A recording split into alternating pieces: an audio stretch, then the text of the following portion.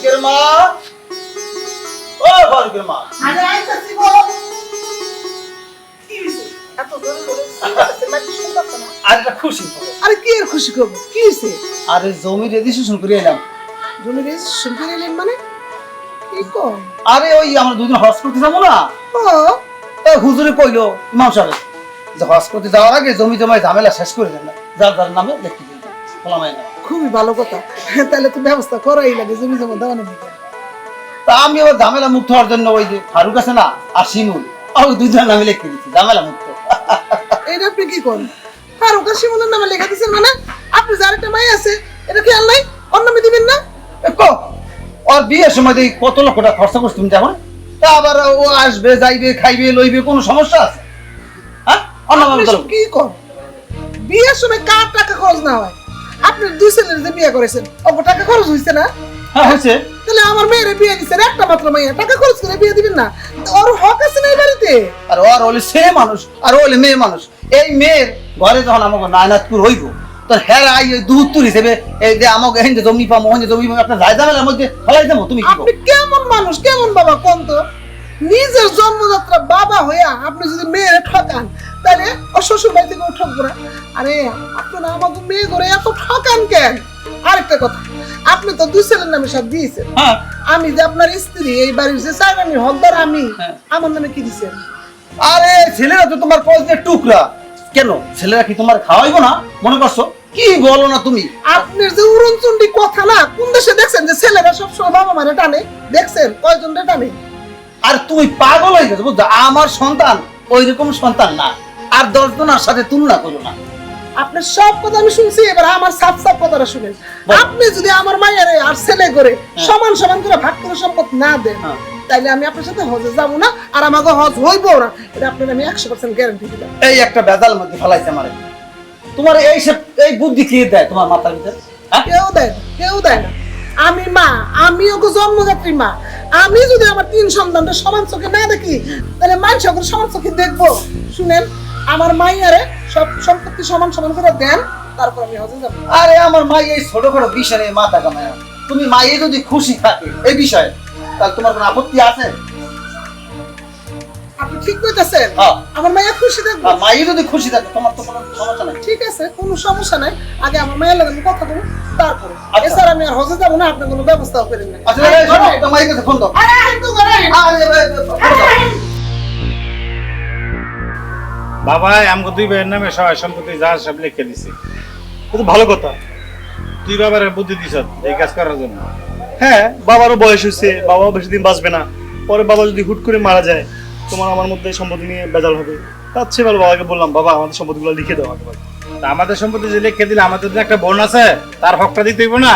তার কিসের হক? তার বিয়ের সময় 10-12 লাখ টাকা খরচ করছি না? করছি। তার জামার বাড়িতে জিনিস দিছি না? দিছি। আবার কিসের হক? আরে তারপরে তো আমরা 2 ভাইয়ের আমাদের রক্তের থেকে আমার বোন পাইবো, তত্ত্বে পাইবো। এই জন্য বাবাই যে তুই ভুল করছে, বুড়ো মানুষ করলে করছে, তুই তোর থেকে অল্প একটু আমার থেকে অল্প একটু বোনের দিয়ে দেই। দেখো ভাই, এইসব ইমোশনাল বুদ্ধি আমাকে দিও না। আমার জায়গা বিক্রি করে আমি ব্যবসা করবো, আমার এখান থেকে আমি 1 কানা করে দিতে পারবো না। তুমি দাও। পরের হক নষ্ট করা ভালো না শিমুল, ধ্বংস হয়ে যাবি গা বোনের হক মাইরা খেলে। ভাইজান তুমি ভালো মানুষ, তুমি দাও। আমার হক থেকে আমি 1 কানা করে দিব। তুই দিবি না? না। ঠিক আছে, নামাজ রোজা হজ যাকাত কোনো কিছু লাভ হইব না যদি বোনের হক মাইরা খায়। কথাটা মনে রাখিস।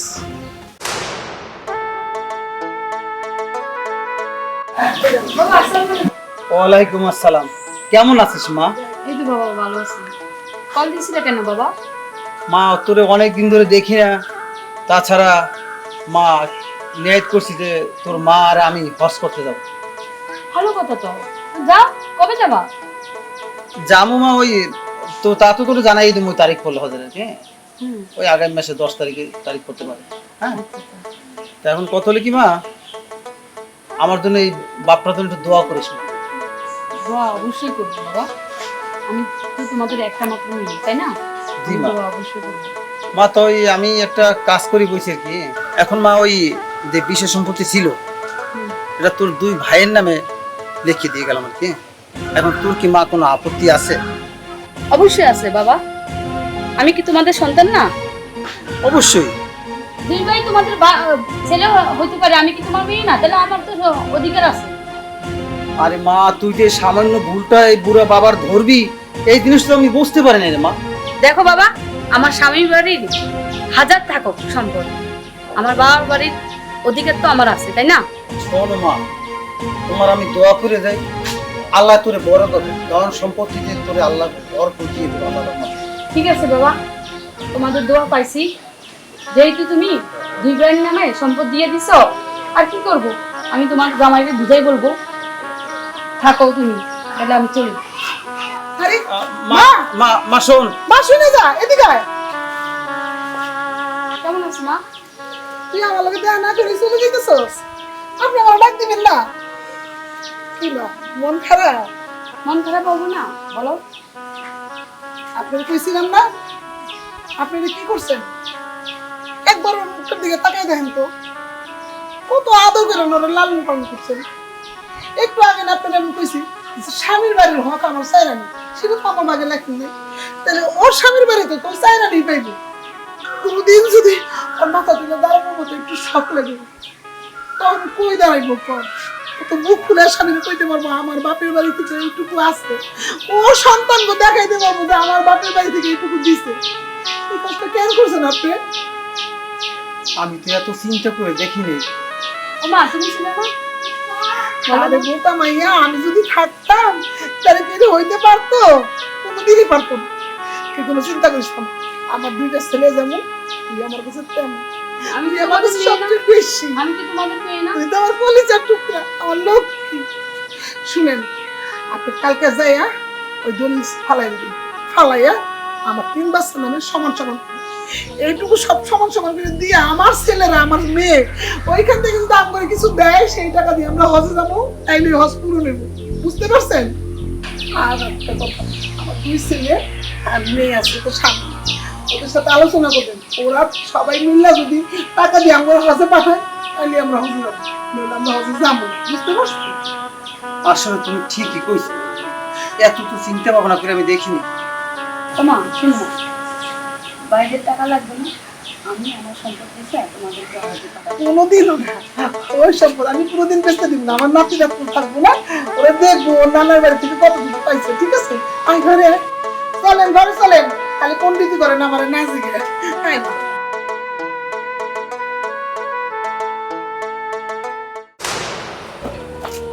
কি রে ভাই, আমার টাকা কই? টাকা পাঠাইছি, অ্যাকাউন্ট চেক করো। এই টাকা তো আছে। আগে 10 লাখ দিছি আর এখন 20 লাখ। ঠিক আছে, কাজ যেন হয়ে যায়, ঠিক আছে? কাজ হয়ে যাবে। ওকে, যাও। ঠিক আছে। আচ্ছা, ওকে তো জিজ্ঞেস করলাম না আমার কাজ কবে হবে, একটা ফোন দিই।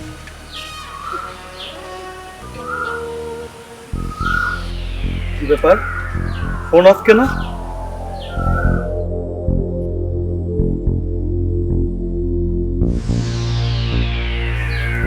Shit.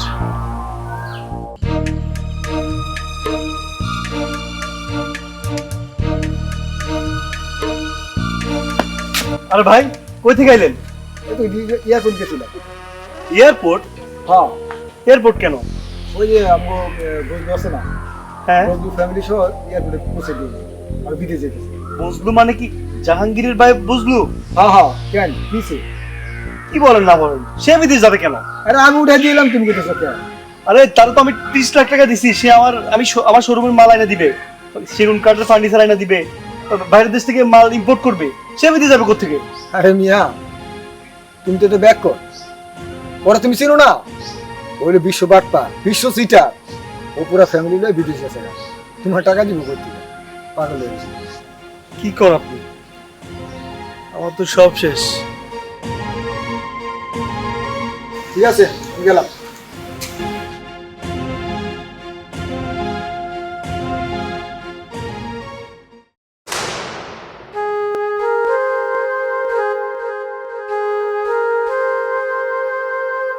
গরিব মিসকিন খাওয়ানো কিরে, তোর মনটা বাজা করে। ভাইজান, আমার সব শেষ হয়ে গেছে ভাইজান। কেন, কি হয়েছে? আমার জমি বেচা টাকা ও মাইরা দিছে, আমি ওর 30 লাখ টাকা দিছি, ও পালাই গেছে। রে এই যে কইলাম বোনের হক যে নষ্ট করছো, তোর হক নষ্ট করে দিচ্ছে আরেকজন। যাই হোক, ঘাবড়াইস না, মানুষ বাইচে থাকলে টাকা কামানো করা যাবে। মনে শোন, আমি ওই এতিমখানা কিছু টাকা পয়সা দিছিলাম, ওই গরু ছাগল আইন না সবাই খাওয়ানো লেগে 3 বাচ্চা করে। তুই এতিমখানা যাবি, যাইয়া সুন্দর করে ঘরে খাওয়াই টাকা তার ফেরাবি। দুপুরে বাসা যাইস না, তুই অনেক জায়গা যা যা, আমি দেখবো না এটা। টেনশন না আমার আছে না, তোর না দিয়ে কি আমার তো আছে। ব্যাক কর, যা তুই যা, এই 3 বলে মেলে খাওয়াই গা।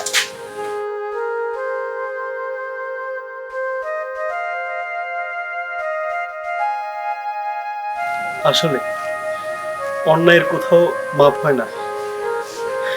এই যে আল্লাহ আমার বিচারটা সবার সামনে করে দিল।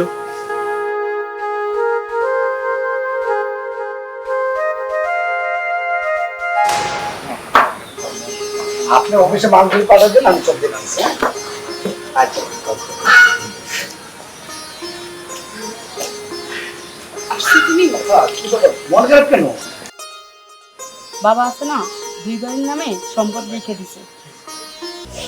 আরে পাগল, মানে তোমার ভাইয়ের নামে সব সম্পত্তি লিখে দিছে, তোমার নামে দেয় না, এই তো?